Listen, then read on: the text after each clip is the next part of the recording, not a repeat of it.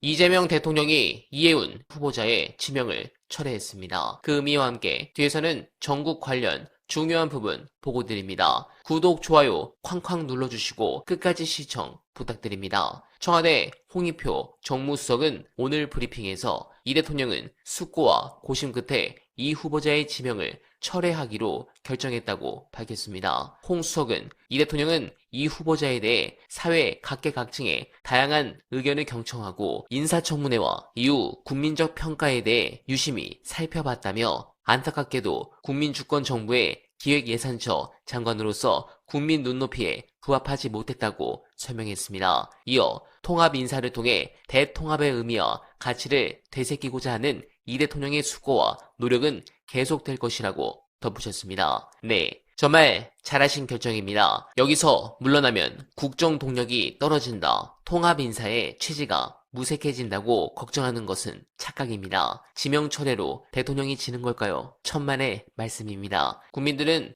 이재명 대통령 진짜 소통 잘하네, 고집 안 부리고 국민 뜻 따르네 하면서 박수를 칩니다. 대통령은 유연한 지도자라는 타이틀을 얻고 점수는 더 따는 겁니다. 국민들은 이미 이재명 대통령의 통합 의지를 충분히 확인했습니다. 대통령이 보수 진영 사람이라도 능력만 있으면 쓰려고 노력했구나. 이 점수는 이미 땄습니다. 물론 이해운이 검증을 통과하길 진심으로 희망했지만 이건 해도 너무했습니다. 잼프께서 정말 잘하셨다고 보는데 그렇다면 잼프께서 왜 보수 인사를 지명하셨는지 그리고 결국 지명 철회까지 이어진 결정적 이유를 예언한 분석 끝까지 봐주시고 여러분들의 생각 댓글로 부탁드립니다. 우선 취향으로 호불호를 얘기할 수는 있어요. 네. 근데 그것이 어떤 판단이나 평가의 어떤 잣대가 될 수는 없다는 거죠. 두 번째 측면은 도덕. 도덕은 두 측면인데 하나는 이제 이해운 씨 쪽에서 일어나는 일. 국힘당은 당에서 제명해버리고 배신자라 그러고 변절했다 그러고 뭐 부역한다 그러고 이런 말을 막 합니다. 이재명 대통령에 대해서는 이건 정치적 도덕적 기준인데 그 어제까지 얼마 전까지 그 무슨 윤석열 옹호하던 사람을 내란 청산한다면서 지지자들을 뭘로 보고 그런 사람 아니 우리 진영에는 그만한 능력자가 없어? 왜 마음대로 하는데? 이게 정치 도덕적인 기준이에요. 그렇죠. 예. 이거는 얘기할 수 있다고 봐요. 예.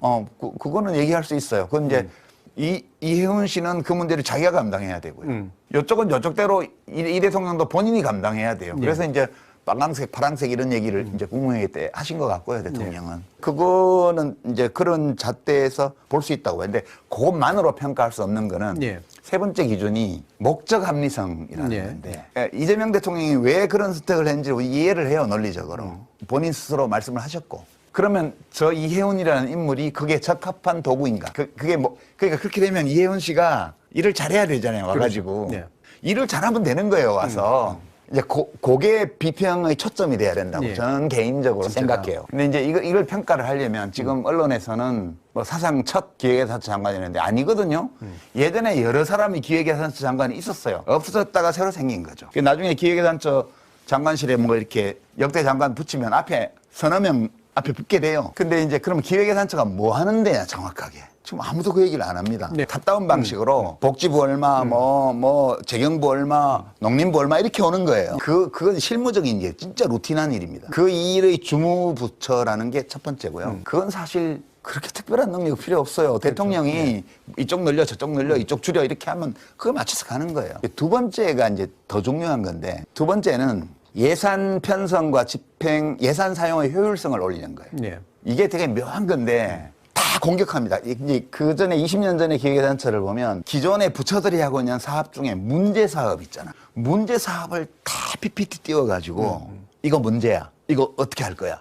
언제까지 할까? 이거를 물어봐요. 그러니까 국가재원배분회의를 가면 그 디펜스 하는 게 어마어마하게 힘듭니다. 그러니까 뭐 농림부하고 복지부하고 뭐 농어촌 특별회계 관련해서 뭐 농어촌에 뭐 건강보험료 지원하는 뭐 예산 뭐 이런 거 있어요. 근데 그러면 이거를 서로 간에만 밀고 당기고 이렇게 날립니다. 그렇죠. 그러면 어느 부처에서 떼서 저쪽으로 넘기고 그 대신에 저쪽 거는 떼서 이쪽으로 붙이고 뭐 이런 작업들이에요. 근데 이게 합의가 안 돼요. 그러니까 맨날 장관들끼리 치고받고 싸워요. 거기서 그 문제 딱 붙여놓고 한쪽 장관이 밀리면 그냥 날아가는 거예요. 그게 쌀벌했습니다. 그 재원배분회의라는 게. 근데 그때 그거를 주도하는 게 기획예산처예요. 만약 이재명 대통령께서 20년 전의 기획예산처 참여정부 시절에 그 시스템을 참고를 한다면 틀림없이 그 업무를 맡기는 거예요. 그러니까 밖에서 데리고 온 거죠. 제가 추측하기에 저는 특별한 정보는 없는데 이게 장관들 막 정치인이 반이잖아요. 맺고 끊고 탁 하기가 어려워요. 그래서 안면 몰수하고 그 일을 할 수 있는 사람이 필요합니다. 지금. 이쪽 계열에 있는 사람들끼리 서로 아름아름 하니까.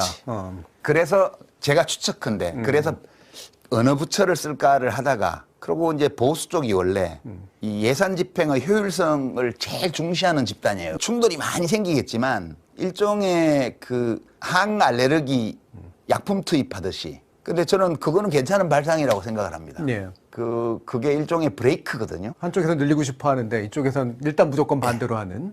그러니까 강력한 브레이크를 하나 갖다 놓으려고 한 거예요. 그리고 정치적으로는 이게 통합 이미지도 있고. 근데 이제 이혜훈 씨가 그 일을 잘할 수 있는 사람인가에 대해서 저는 퀘스천 마크입니다. 예. 물음표예요. 왜냐하면 기다 아니다 판단할 수 있는 지표가 없어요. 아니, 물론 장관 해보기 전까지는 잘할지 못할지 몰라요. 저도 장관 갈 때 엄청 전문성 없다는 비난 엄청 받았고요. 그다음에 뭐 그랬습니다. 그러고 말 싸가지 없게 한다고 막 여당에서도 반대가 많았고.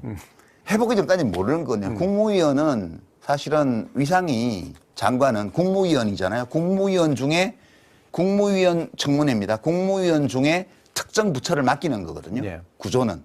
그러면 그 국무위원은 그 장관은 국무위원으로서 국정 전반에 대해서 다 의견 개진할 수 있고요. 국무회의에서. 그리고 그 분야에서는 대통령의 대리인이에요. 그러니까 대통령이 그 중첩된 업무 통폐합하고 그다음에 효율성 떨어지는 사업들 정리하고 그 대신에 이러이러한 꼭 필요한 신규 사업들 하고 이렇게 구조조정의 방침을 딱 주면 그 구조조정 방침을 가지고 가서 관철할 수 있는 실무적 능력이 있냐. 이게 핵심이에요. 네, 공감합니다. 이 대통령의 파격 행보는 탄탄한 지지율이 뒷받침됐기 때문입니다. 취임 6개월 지나도록 지지율이 50%를 넘은 대통령은 몇 명 되지 않습니다. 대통령의 지지율이 높으면 말에 힘이 실리고 정책에도 탄력이 붙기 마련입니다. 그러면서 국민들도 새 정부에 대한 효능감을 느끼게 됩니다. 즉 가히 대통령의 시간이라 할 수 있겠습니다. 하지만 이런 상황이 언제까지 계속되리란 보장은 없습니다. 잘 나가던 대통령도 그렇지 않은 대통령도 예기치 않은 돌부리에 걸리곤 했습니다. 정권을 잡았을 때 긴장감이 이때쯤 풀어지고 국정에 대한 자신감이 커지는 시기라는 게 공통점이기 때문입니다. 다만 이번 이혜훈 지명 철회건으로 젠프의 약점은 없구나 라는 생각을 다시 하게 되었습니다. 여러분들은 어떻게 생각하십니까? 공감하셨다면 소중한 언알바 후원 부탁드립니다. 댓글에 고정된 내용을 통해 많은 사랑 부탁드리며 언알바는 오늘도 최선을 다하겠습니다. 여러분 고맙습니다.